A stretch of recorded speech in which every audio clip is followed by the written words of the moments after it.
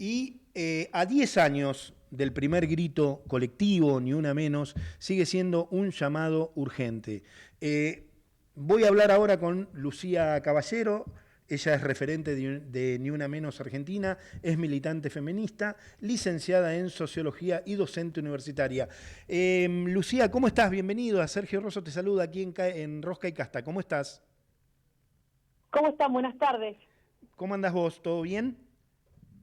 Sí, todo bien, con mucha expectativa para mañana, con muchas tareas, pero bueno, contenta también. Bueno, a ver, yo quiero aprovechar el tiempo que tengo con vos.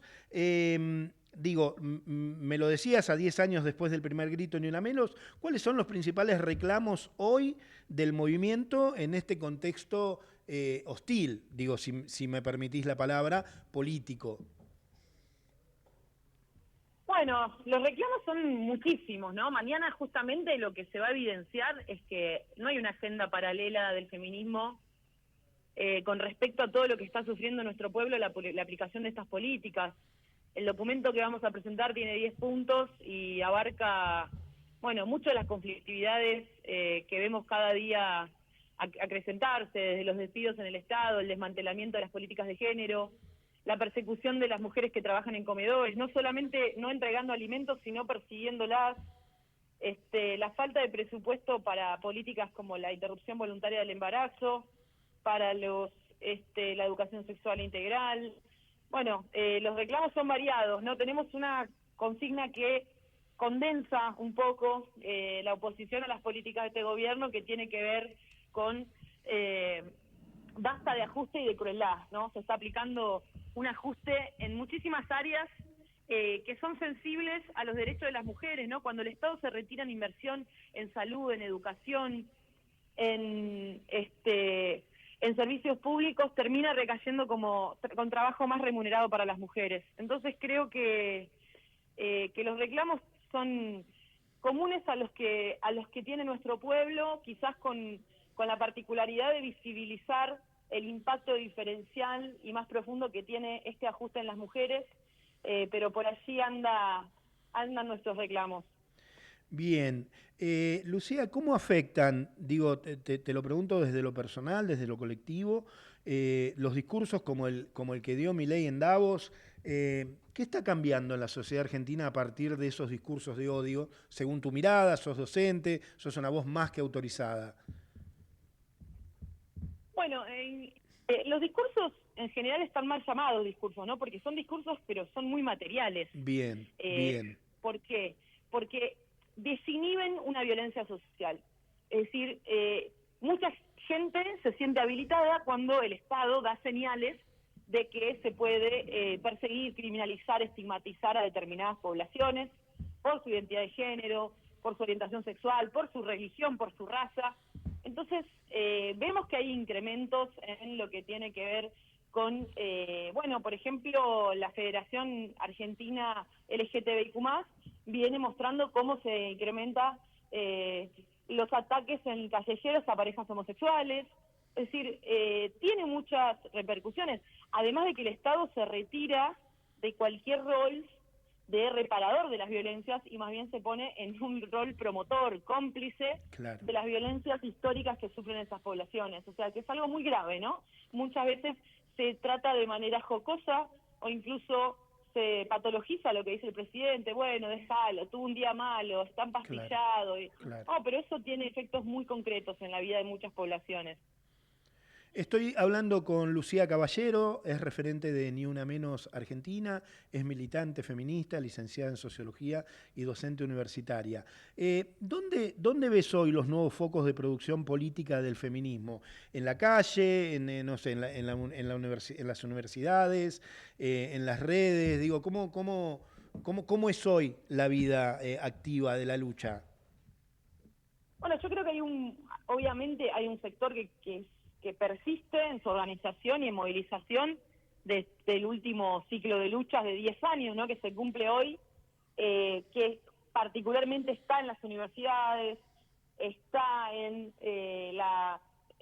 los sindicatos, está en los barrios. Hay muchas colectivas de mujeres en los barrios. En los barrios funciona muchísimo frente a esta situación de ajuste bueno, la agrupación entre mujeres que comparten estrategias, que se asisten, hay muchas promotoras contra la violencia de género, incluso no remuneradas, que están en la primera línea cuando a alguna compañera le pasa algo. Y yo creo que hay un proceso de crecimiento nuevamente, ¿no? Porque no es creo que cuando crece también el descontento con estas políticas, me parece que también se vuelven a acercar muchas jóvenes y también varones. Hay muchos varones que también se están acercando. Yo creo que vamos a vivir un crecimiento del movimiento feminista, al contrario de lo que se cree con la promoción de estos discursos de la violencia, porque se está dando cuenta una parte de la sociedad que el empobrecimiento, la precarización, se usa, digamos, para aplicar todo ese tipo de políticas se usa el movimiento feminista como chivo expiatorio. Bien, clarísimo. ¿Cómo ves, te hago la última agradeciéndote mucho tu tiempo, cómo ves el rol de los medios con esto? Digamos, hoy en Jujuy, 3 femicidios en 20 días, la última víctima, Tamara Fierro, de 29 años, fue hallada calcinada en un descampado de Fraile Pintado, en el departamento de Ledesma. Digo, todas estas cosas siguen sucediendo, los números son horribles. No sé, ¿qué me decís? Digo, ¿cómo se para con esto? Bueno, yo creo que los medios tienen que hacer una profunda autocrítica, no tanto se nos pide autocrítica a nosotras, a la dirigencia política, que por supuesto la tiene que hacer. Los medios de comunicación tuvieron un rol muy nefasto, normalizaron al presidente como una figura atractiva mediáticamente, incluso cuando pronuncia discursos de odio, no se le repregunta.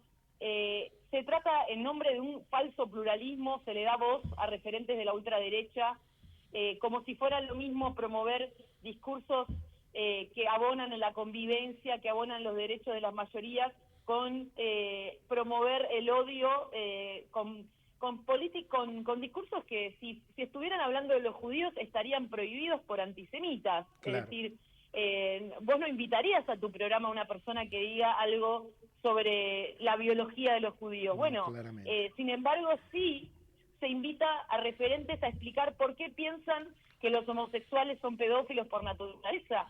Entonces los medios de comunicación están además en una política de invisibilización absoluta de la agenda feminista. Las pocas periodistas feministas que había fueron expulsadas de los medios. Hoy solo quedan mujeres que pueden hablar de algunos temas de mujeres, pero en general no tienen nada que ver con el movimiento.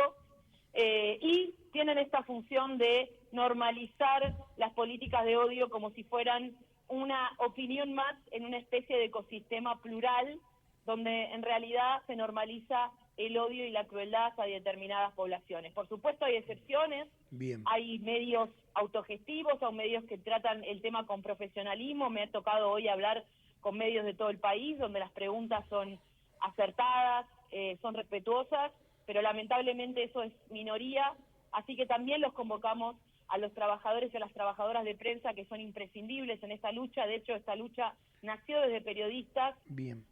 A sumarse y a concientizar a compañeros. Lucía, te agradezco muchísimo la comunicación, me quedé sin tiempo, te pido infinitas disculpas.